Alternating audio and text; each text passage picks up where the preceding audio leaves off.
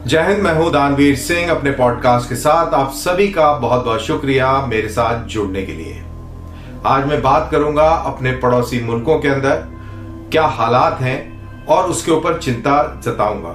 सबसे पहले बात कर लेते हैं बांग्लादेश की। बांग्लादेश के अंदर लाखों की संख्या में हिंदू इकट्ठा हुआ और वहां पर नारा ये लगाया गया कि ये हमारी मातृभूमि है और हम इसको नहीं छोड़ेंगे। उन्होंने अपनी सेफ्टी के बारे में ये बहुत बड़ा जलसा किया। इस्कॉन टेम्पल के खिलाफ जिस तरीके से इस्लामिक पार्टियों ने एक नारा दिया था और उनको बैन करने की बात कही गई थी, उससे हिंदू समुदाय बांग्लादेश के अंदर काफी परेशान है। पूरी दुनिया इसके ऊपर चिंतित है। डोनाल्ड ट्रंप ने भी इलेक्शन के दौरान बांग्लादेश के अंदर हिंदुओं पर होने वाली ज्यादती को लेकर चिंता जताई थी। अब सवाल यह है कि अमेरिका चिंता जता रहा है, भारत परेशान है और उनके खुद के नागरिकों के खिलाफ एक मुहिम चलाई जा रही है और इस्लामिस्ट लोगों द्वारा चलाई जा रही है। उनमें कुछ संगठन ऐसे हैं जो आतंकवाद से अपनी जड़ें मिली हुई पाते हैं। उनमें कई सारे लोग उस इंटरिम गवर्नमेंट के अंदर हैं जो आतंकवाद को समर्थन देते हैं और ऐसी स्थिति में ये चिंता होना बहुत लाजमी है। अब सवाल ये होता है कि दुनिया अगर परेशान है तो यूनिस क्यों नहीं परेशान। यूनिस ने हाल ही में एक साक्षात्कार में ये कहा कि ये सारा का सारा महज इंडिया का प्रोपेगेंडा है। हिंदुओं के खिलाफ कोई भी इस प्रकार की कार्रवाई बांग्लादेश में नहीं हो रही। तो यूनिस की बात को क्या मान लिया जाए या ये कहा जाए कि यूनिस का ये काउंटर प्रोपेगेंडा है, ये यूनिस द्वारा एक पूरी स्थिति के ऊपर पर्दा डालने की एक नाकाम साजिश है। बहरहाल आज कल इंटरनेट का जमाना है और आप किसी चीज को इस तरीके से ना दबा सकते हैं ना छुपा सकते हैं। बांग्लादेश के अंदर हिंदुओं के साथ क्या हो रहा है ये सबको बखूबी मालूम है और जिस जलसे की मैं बात कर रहा हूं उस जलसे से जब लोग वापस लौट रहे थे तो इस्लामी ताकतों ने इस बस पर हमला किया और उसमें कई सारे हिंदुओं को जख्मी कर दिया। तो ये वहां की स्थिति है। हमने कितने सारे वीडियो देखे जहां पर हिंदू शिक्षकों के ऊपर बर्बरतापूर्ण इस्लामिक छात्रों ने कार्रवाई करी, उनको परेशान किया, मजबूरन उनको रिजाइन करने को कहा। लोगों की दुकानें जलाई गई, लोगों के बिजनेस तबाह करे गए, लोगों की औरतों के साथ छेड़छाड़ किया गया। बांग्लादेश के अंदर हिंदू मंदिरों के अंदर उत्पात मचाया गया, उनकी मर्यादाओं को भंग किया गया, औरतों के साथ में बदसलूकी करी गई और उनकी प्रॉपर्टीज को लेकर नुकसान भी पहुंचाया और कई जगह पर यह भी खबर आई कि उन्होंने उनकी प्रॉपर्टीज पर कब्जा भी कर लिया। तो ये तो रही बात बांग्लादेश की। तो क्या भारत इसमें कुछ कर सकता है? भारत इसमें बहुत कुछ कर सकता है, लेकिन समझदारी इस समय चुप रहने में है। वो इसलिए चुप रहने में है क्योंकि हम ये भी आइडेंटिफाई करें, ये भी नोट करें कि जमायत इस्लामी बांग्लादेश की उसने एक वक्तव्य दिया है कि हम भारत के साथ अच्छे रिश्ते चाहते हैं। तो हमें एक थोड़ा मौका भी देना चाहिए यूनिस सरकार को और वहां के लोगों को कि वो चीजों को काबू में लेके आए और इसी उम्मीद के साथ कि हिंदुओं के खिलाफ ये जो दुर्घटनाएं हो रही हैं ये वहां पर जल्द से जल्द बंद हो। वहां पे पुलिस और सेना पूरी स्थिति को अपने हाथ में नियंत्रण में ले और देश को देश की तरह चलाए और वहां पे जल्द से जल्द इलेक्शन करवाए। हम ये चाहते हैं कि वहां पर इलेक्शन हो, माइनॉरिटीज की सेफ गार्डिंग हो और माइनॉरिटीज के ऊपर इस तरीके की कोई जुल्म और तशद्दुद ना हो। अगर ऐसा ना हो, अगर ऐसा ना किया जाए तो भारत के पास बहुत सारे विकल्प हैं, कूटनीतिक विकल्प हैं और दुनिया की तरफ से प्रेशर डालने के भी एक विकल्प है। अपने जो सहयोगी मित्र हैं उनसे कहकर प्रेशर भी डलवाया जा सकता है। बहरहाल ये दूर की बात है। हाल फिलहाल अभी स्थिति ये है कि हमें थोड़ा सा मौका यूनिस सरकार को दे देना चाहिए कि वो स्थिति को नियंत्रण में लेके आए और जैसा कि उन्होंने साक्षात्कार में कहा कि हिंदुओं के खिलाफ कोई इस तरीके की गतिविधि नहीं हो रही है, तो इसके प्रमाण हम लोगों को दिखने चाहिए। उम्मीद है कि हमें जल्द से जल्द दिखेंगे।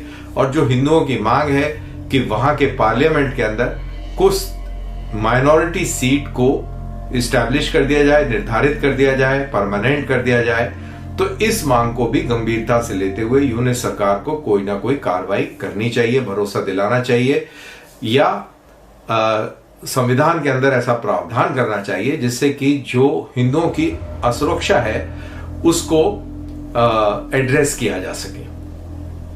अब बात कर लेते हैं पाकिस्तान की। पाकिस्तान के अंदर हालात बद से बदतर होते जा रहे हैं, डूबता जा रहा है मुल्क। और वहां पर सिंध के अंदर हिंदू बच्चियों के साथ में क्या घटनाएं हो रही हैं, ये आए दिन ट्विटर पर हमको देखने को मिलती हैं। बहुत ही दुख लगता है कि ऐसी भी स्थिति कभी इस सिंध में हो सकती है। सिंध जिसके नाम से हिंदुस्तान और हिंद पड़ा, जहां पे पूरे जो आर्यव्रत की सभ्यता है वहां पर पनपी निकली, और पूरा जो ईडियम है इस देश का वो पंजाब और सिंध के अंदर पैदा हुआ और इस्टेब्लिश हुआ, और उसी ईडियम पे आज भी हम लोग कायम हैं। हमारा पूरी संस्कृति उसी पर निर्भर है। और देखिए कि क्या हालात हो गए हैं कि उसी मातृभूमि पर जहां पर हिंदू या सनातन पनपा, पैदा हुआ, पनपा, फला फूला, आज वहां पर इन्हीं बच्चियों के ऊपर इस तरीके के हमले हो रहे हैं। जबरन उनको उठा लिया जाता है, उनका अधेड़ उम्र के मुसलमानों के साथ में निकाह कर लिया जाता है, बलात्कार कर दिया जाता है, उनको पेड़ों से टांग कर मार दिया जाता है, और इस तरीके की जघन्य अपराध आपको सिंध में पाकिस्तान के आए दिन देखने को मिलते हैं। इस सब से कब निजात मिलेगा ये राम जाने और अल्लाह जाने। अल्लाह तो जान चुके हैं, बट राम का जानना बहुत जरूरी है कि राम किस तरीके से इस पूरी स्थिति को देखकर और कैसे इन मासूमों की जिंदगी में दोबारा से रोशनी लेके आते हैं। उम्मीद है कि इस भारतवर्ष की भूमि पर फिर से दिया रोशन होगा, फिर से दिवाली मनेगी, फिर से होली मनेगी, और फिर से वही सदियों पुराना रिवाज और सदियों पुरानी संस्कृति फिर से बहाल और लौटेगी। अब थोड़ी बात पेशावर की कर लेते हैं, खैबर पख्तूनख्वा की कर लेते हैं। वहां पे एक पारा चिनार नाम का एक इलाका है जहां पर अक्सरियत शियाओं की है, और उनको घेर घेर कर मारा जा रहा है। कहने में सुनने में ये आ रहा है कि पिछले 2 दिन के अंदर 100 से ज्यादा शिया सुन्नी मुसलमानों ने मार दिए हैं। एक हाल ही में एक बस को घात लगाकर उस पर हमला किया गया। ये बस पारा चिनार से पेशावर जा रही थी, उसमें 40 के करीब शियाओं को मौत के घाट उतार दिया गया। उसके बाद लोगों में गुस्सा आया और चेक पोस्ट जो पाकिस्तानी पुलिस और फौज की रेंजर्स की थी उसमें आग लगा दी गई। तो सिचुएशन अभी भी वहां पे काबू में नहीं है।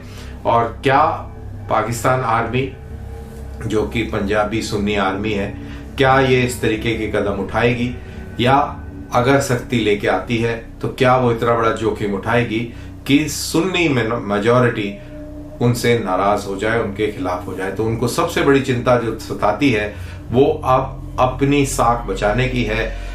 सब जगह पर उनको गालियां पड़ रही हैं, सब जगह उनकी जो क्रेडिबिलिटी है वो जीरो हो गई है। अब वो कम से कम रिलीजियस फ्रंट के ऊपर अपने आप को सेफगार्ड करना चाहते हैं। अब शिया मेजॉरिटी वाला एक और इलाका है गिलगिट बल्तिस्तान, वहां भी नारे लग रहे हैं कि हमको चाहिए आजादी। हम क्या मांगे? आजादी। कर्नलों जर्नलों से मांगे आजादी। तो ये नारे गिलगिट बल्तिस्तान में भी लग रहे हैं। और आप ये मान के चलिए कि ये मामला इतनी आसानी से ठंडा होने वाला नहीं है, क्योंकि पाकिस्तान की ना तो गवर्नमेंट, ना वहां के असली हुक्मरान that is Pakistan army fair है, ना वो जस्ट है अपने सिटीजन्स के लिए, और ना उनको सही तरीके से देखती है एज ए न्यूट्रल कैरेक्टर। तो ये न्यूट्रल कैरेक्टर नहीं है इनका, और एज अ रिजल्ट जो पोलराइजेशन है सोसाइटी के अंदर और जो शक है पाकिस्तानी फौज और पाकिस्तानी एस्टैब्लिशमेंट को लेकर, वो दिन प्रतिदिन गहराता जा रहा है, और इससे स्थिति जो है बद से बदतर हो रही है। तो अब देखना यह है कि दोनों मुस्लिम मुल्कों में, चाहे वो बांग्लादेश हो चाहे वो पाकिस्तान हो, आने वाला जो साल है, अगला साल 2025 किस तरीके से रंग लाएगा। उम्मीद करते हैं कि यहाँ पर हालात ठीक हों, जिससे कम से कम सिंध के अंदर हिंदू और खैबर पख्तूनख्वा के अंदर शिया और पंजाब के अंदर अहमदियों की जान बख्शी जाए, ईसाइयों की जान बख्शी जाए और वो सुकून से जिंदा रह सके।